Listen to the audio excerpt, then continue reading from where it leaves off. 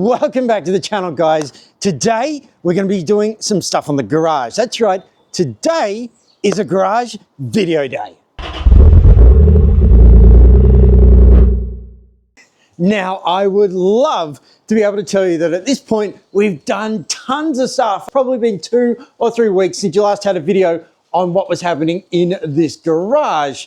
Unfortunately, I can't tell you that because I went down with what I can assume was COVID. I've not been able to do anything, essentially for 3 weeks now.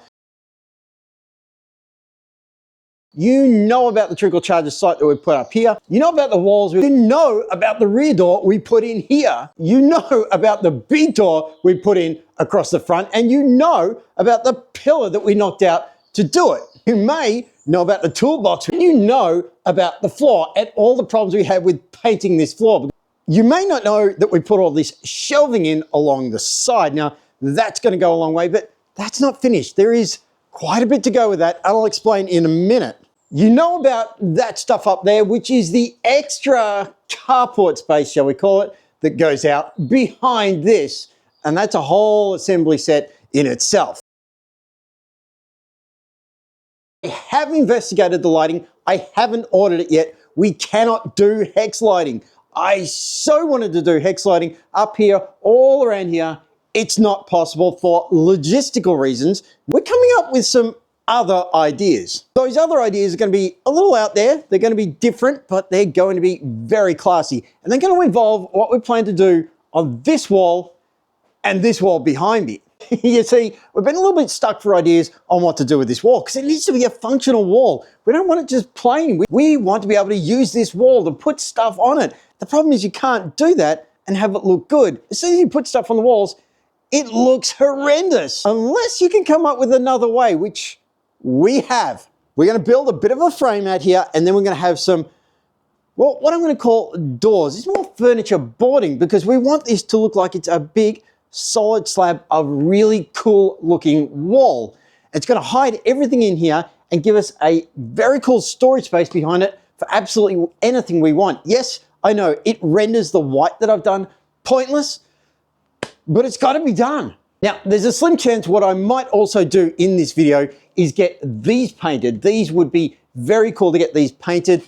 Although I am having a bit of a debate on that, we may or may not do it. Also need to do up there because we haven't painted the RSJ beam or around all the timbers to the entire thing. We've also got to do a little bit of fabrication out here. Well, I shouldn't say fabrication. It's a bit of joinery work, literal joining. We need to fill in this RSJ up here because it's unfortunately a little bit exposed in there. And we also want to paint the front of this entire garage as well because it's looking pretty tired.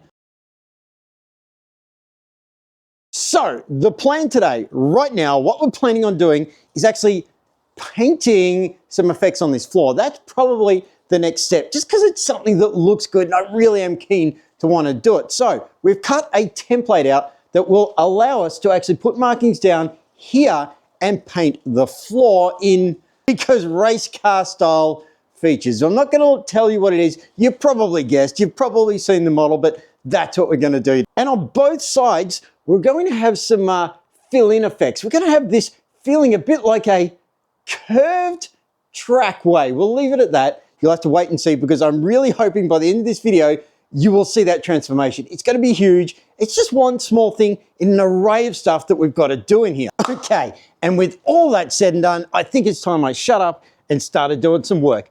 Let's get into this.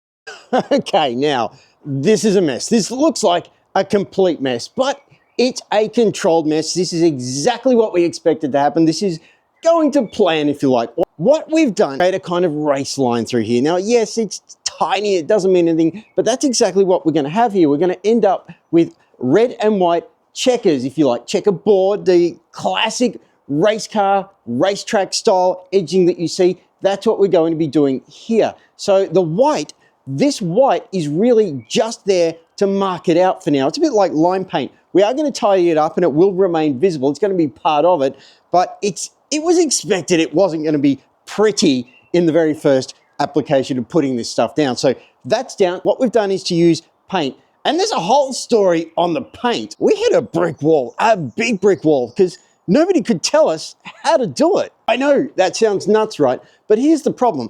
We said to a few people, this is the kind of floor we've got, and we want race grade or racetrack style edging down through it. Not at the edges, but in the middle of it to create a kind of racetrack. And then we were going to put synthetic grass on the side. And most people just looked at us with the dumbest blank stare you could imagine.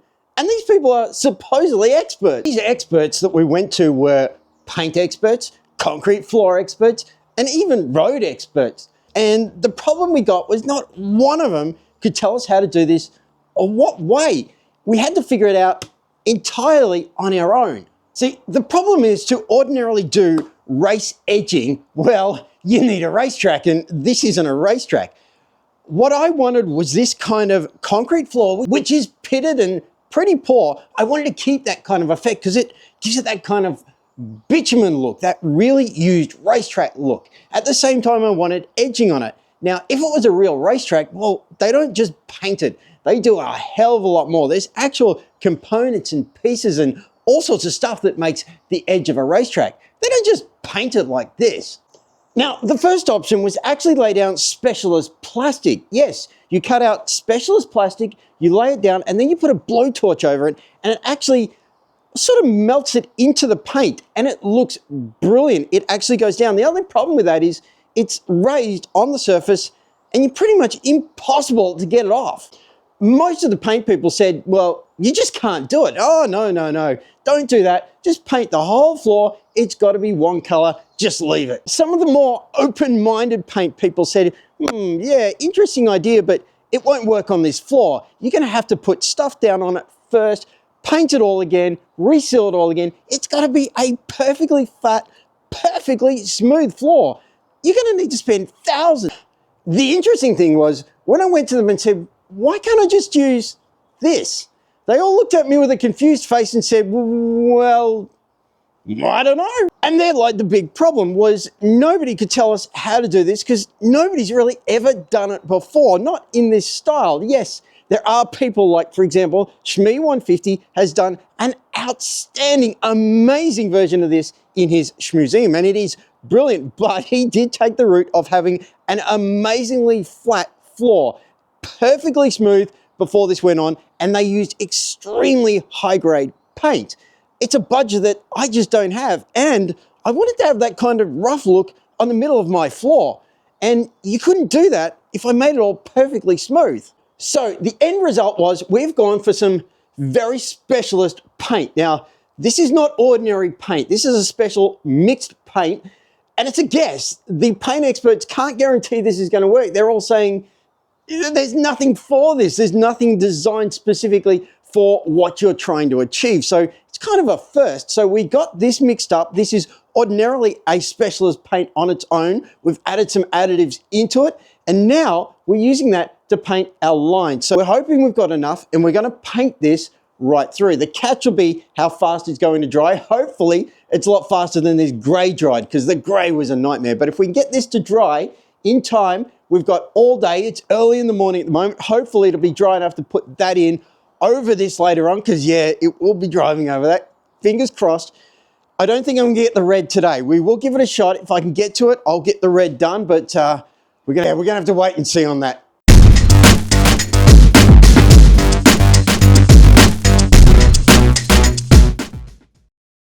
Okay, we're going to take a quick break from working on the garage here. As you know, we've been putting in these awesome sort of race edging lines, nowhere near finished. That's drying up. We've got to get onto the red and finesse it out, make it look all clean and tidy, as well as some synthetic grass on the side. But that's not what we're doing right now, because right now I got to clean this car. Why? Because we got 2 more Cars and Coffees tomorrow. That's right. We're going to take this car off to Cars and Coffee. I would love to take that one, but yeah, unfortunately, just haven't got around to it. We have got the parts though, so in an upcoming video, you're going to see me doing the suspension work on that, hopefully seeing it back on the road ASAP.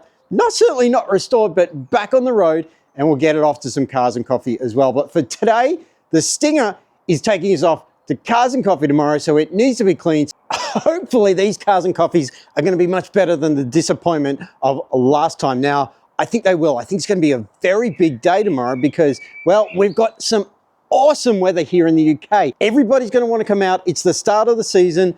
Let's get this clean. Let's get this off to the show. Let's go. Now, as well as a quick time lapse of actually washing this car, I thought I'd give you some integrated tips on what I do to keep this thing clean, because I think most people don't wash their cars properly and you end up with, well, nasty paintwork and all sorts of problems. When it comes to washing the car, there actually is a few little tips and tricks that I can show you right now to get you a really, really much better clean than the average one. Now, make no mistake, this is not going to get you a professional grade clean. A proper detailer will get you a clean far beyond what I can achieve here with this basic equipment. But if you were to wash the car in the same way I'm doing, you will probably find you get better result than the ordinary average home wash. Now, when you're washing cars in preparation for a car show, there is something you need to think about. The fact is that you have to drive there. Now, that means the car's going to get dirty on the way. So I've always found the best way to do it is give the car a good clean here, but don't worry about getting it absolutely immensely sparkling, because it's just going to get ruined on the road. What you want to do is give it a really good wash here and then take everything with you and finish it off at the show. First off, you want to make sure you've got multiple buckets. Now, why do I need 4 buckets here? Because here's the thing. I'm using one that has wash in it and the others are for rinsing. Yes, once I've finished with the cloth, I put it into the others to make sure I'm not washing out dirt back into the original one. So this one stays free of dirt. The next thing you need to remember is to have multiple cloths. Now, I've got about 15 to 20 cloths in here and I need to use all of them when washing the car. Now, the reason you want to use a lot of cloths, as many as you can, is very simple. You see, the first cloth you use and you start washing, say, a door, it's going to get full of rubbish and dirt. It's going to be nasty. You should not continue to wash with that. You rinse it out, you put it aside, and then you use another cloth. That way, you're not returning the dirt to the car and scraping it all around like sandpaper. I also find it's always best to start from the top of the car and work down, because obviously water's going to drain down the car. So you start on the roof and then wash the whole thing completely down. Before you do anything involving the actual washing fluid itself, you should get out an ordinary hose and just hose it down. Now, I actually prefer non-high pressure hoses because, well, I've got a high pressure hose and it's blasted water into spaces where I really didn't want to get it. So a good, very powerful, strong,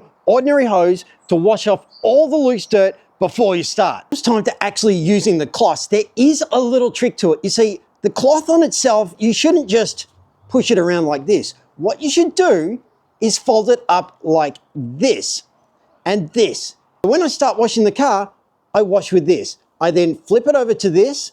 Then, once that's dirty, I turn it inside out and use these two. And if I want to extend it, I go to the whole thing and do it from the inside again. Another tip is when you are actually applying the cloth to the car, do not press on at all. It should be the lightest touch you can. Let the soap do the work. Let the water do the work. Don't push it on and scrub around. That will scratch it.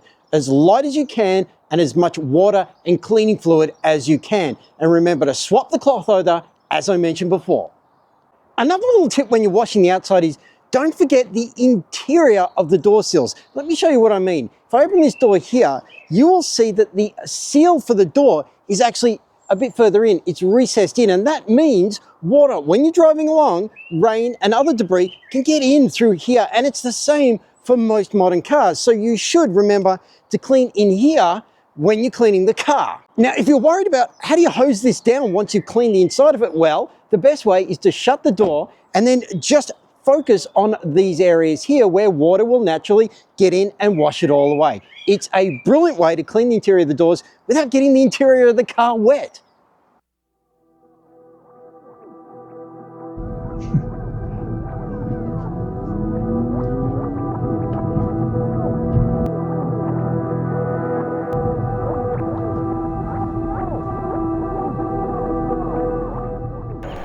Driving in, and the very first thing I see is this Ferrari 812 Superfast. It is an amazing car. I cannot tell you how much pictures don't do this justice. In person, the 812 is just astonishing.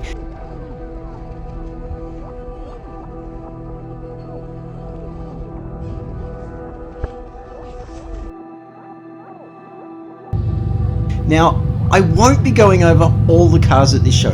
That is just impossible. There were far too many. There were probably 300 to 400 cars here, and it was a mixture of all sorts, which you'll see in the upcoming segments. We had quite a good representation of Ferraris here. You'll see more of these 430s shortly. Here's another amazing, wonderful 360, and we'll get to them later on. This Porsche has always been a standout. I've seen this quite a few times at various shows. It gets around and it does a lot of work, so hats off to the owner for taking it out all the time.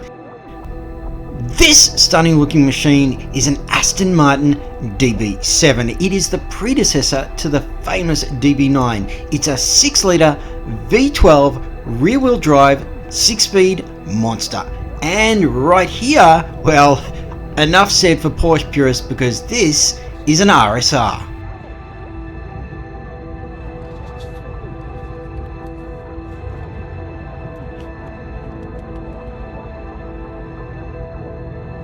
Porsche was extensively well represented here with this 50-year 911 anniversary edition, not to mention the Cayman GT4 we just saw.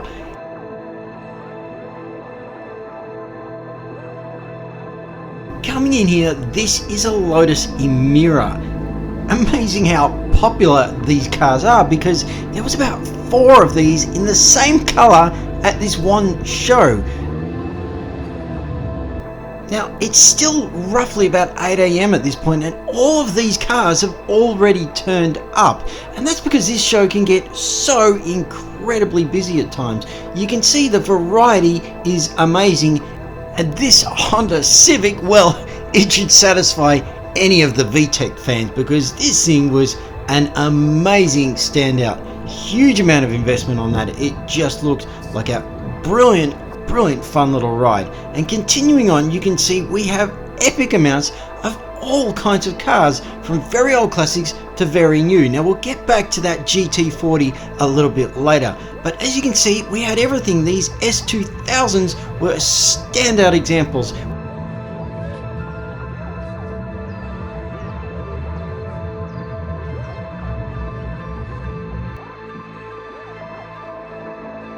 We had more 911s, more Golf GTIs, more Aston Martins. It was an incredible turnout, and it's only 8 o'clock in the morning, and this GT3 RS was again another standout. It just looked incredible. This was all satin black with white wheels and a full carbon fiber rear wing.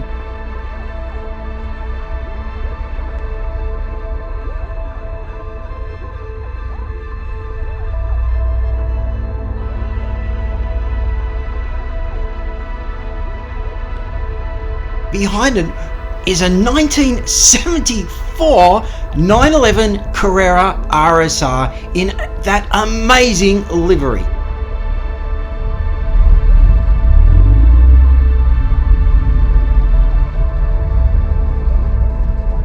And it didn't stop there, because as you can see, there's more cars rolling in. This field will be filled up with a vastly larger amount of cars. And as you can see, we're now hitting some of the more high-end, more modern stuff. Here we are at a lineup of epic Porsches. Right next to it, another one of those Lotus Emiras. And we then have several Ferraris. We have a Ferrari 360 Spyder, just looked amazing, and right next to it was a black Ferrari 430 coupe, all black interior, all black exterior.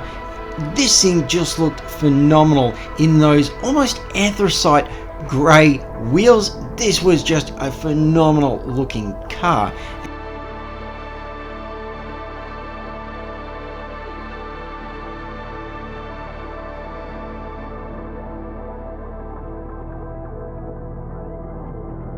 All of these Ferraris here are all V8s. The 430s in particular are 4.3 litre rear-wheel drive mid-engine. This one is a standout because there was something very, very special about this, and it wasn't those utterly amazing carbon side skirts, nor was it those gold wheels. It's what you're about to see here.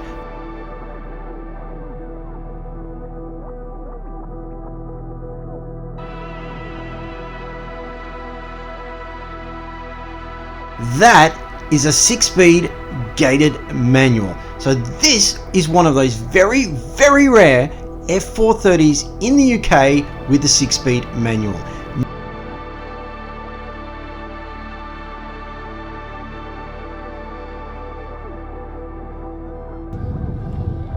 Next to it was the old, very classic 348 TS. This is just an icon of the Ferrari world.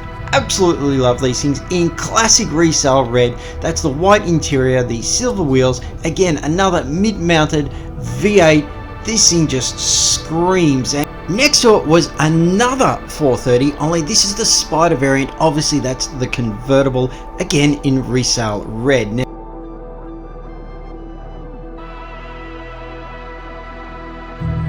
here was a McLaren 720S in pearlescent white. 4-litre, mid-mounted, 720 horsepower, rear-wheel drive rocket. That thing is just insanity on wheels, and it looked the part in every way.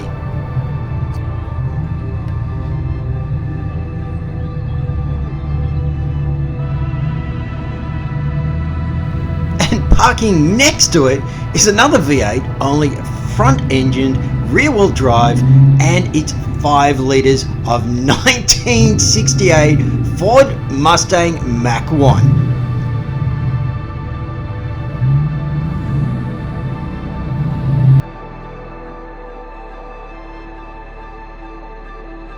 Waiting behind them was a beautiful Ferrari 458. We'll get back to this car in a minute, because it's about to be obscured by a huge pickup truck, an F-150, and a row of other assorted cars. Now, many of these are fantastic, but as I said, I can't cover all the cars. I can only pick out the ones which really stood out to me, like this GT3 here, and of course, our Stinger.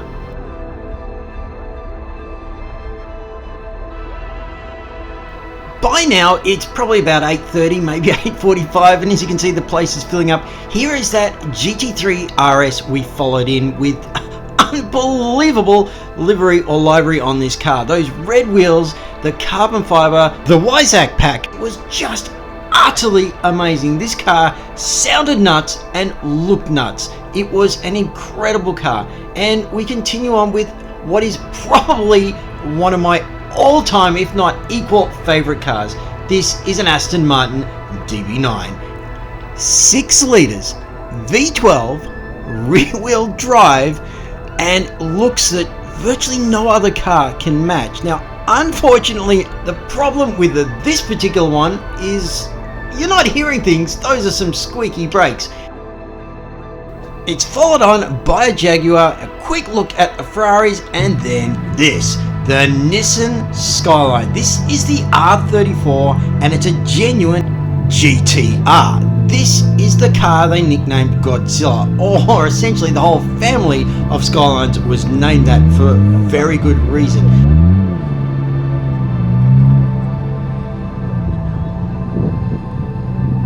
Next to it, we had this incredible Toyota Supra A90 in black, and it obviously had a lot of HKS parts on it because he's obviously a fan of HKS.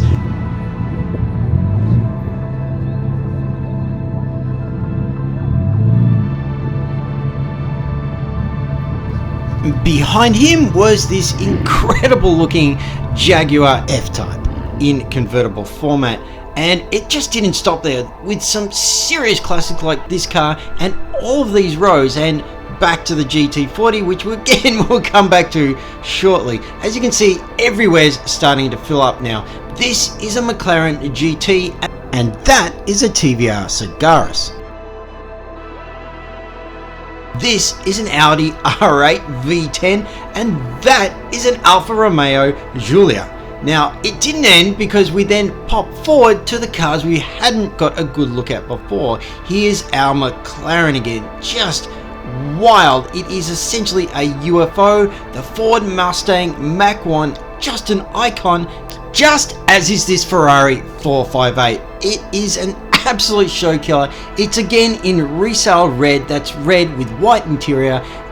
It's a mid-mounted rear-wheel drive 4.5 litre 570 horsepower cruise missile. Here's the rear of that Mach 1 Ford Mustang.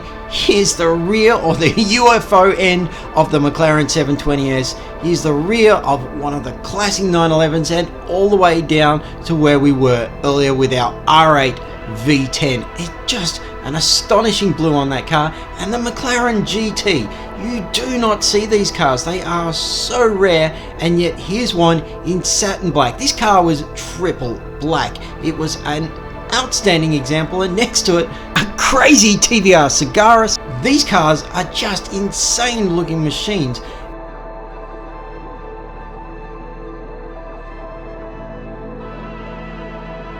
By now, the place had filled up. The cars are now filling up the other field. However, this was a standout again. This was an Alfa Romeo 4C in a white and red interior combination. This car just absolutely popped in person. I can't tell you how impressive this car looked to the naked human eye.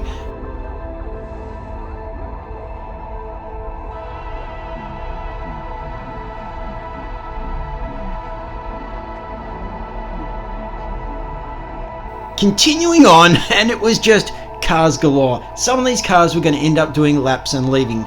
Back here again is our Porsche 50th anniversary edition, and we're back to the front row again, where we've even had cars come and go. Our 812's still there, and finally we're at our GT40. This is not a real GT40, obviously. This is a replica, but it nonetheless is an absolute monster in the classic Golf livery.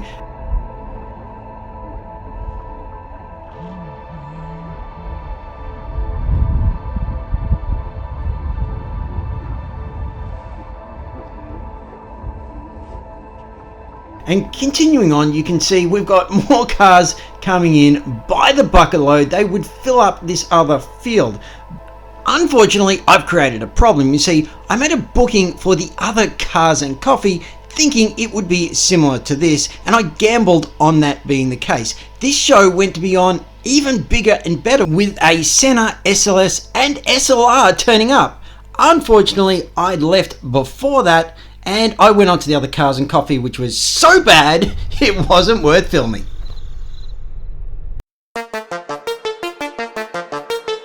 Okay, getting back to work now. I'm preparing the synthetic grass by cutting it out to the shape before I'm putting the red on. That was just a matter of sequence.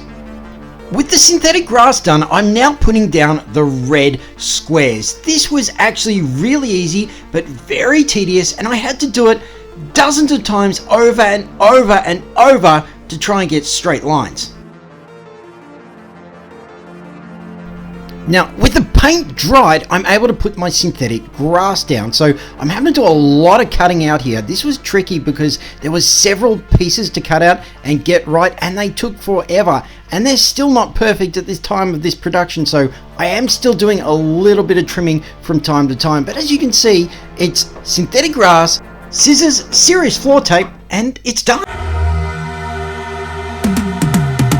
Oh, look at the end result of this. It could just die any minute. Going for a ride down the side. PCH, country limit. I don't need a guide. Follow lights. Take me where I want to visit. Are you alive? Or just breathing?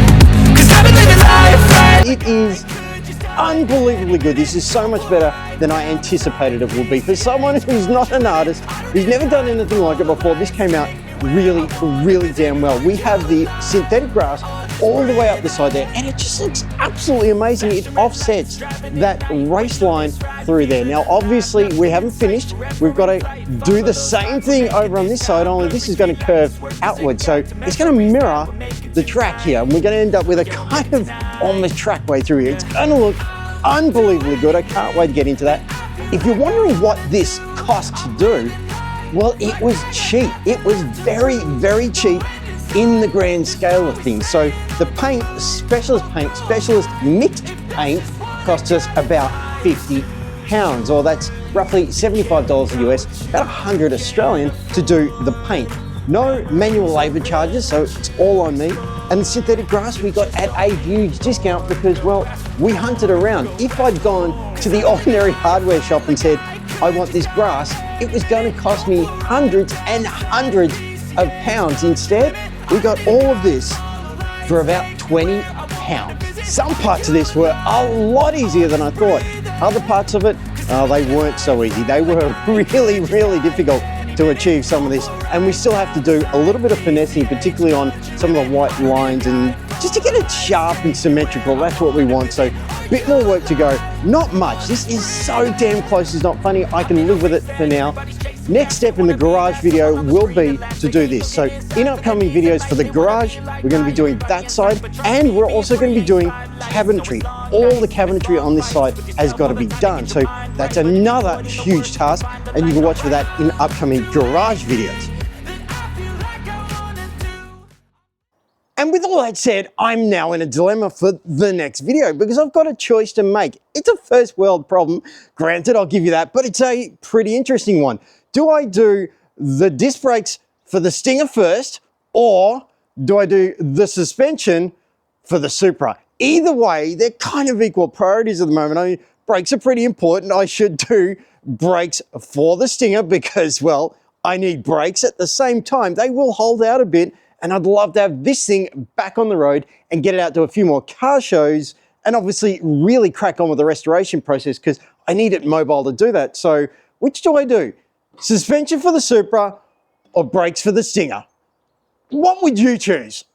Either way, the next video is either going to be a Stinger video or it's going to be a Supra video. You'll have to wait, watch and see on what I decide to do when the next video drops. For now, thank you so much for watching. If you have enjoyed any parts of this video, if you have liked anything at all, don't forget to subscribe. Please subscribe so you get those notifications when the next video on one of these two cars drops. In the meantime, I'm going to wind it up there. Again, thank you so much for watching. Simon out.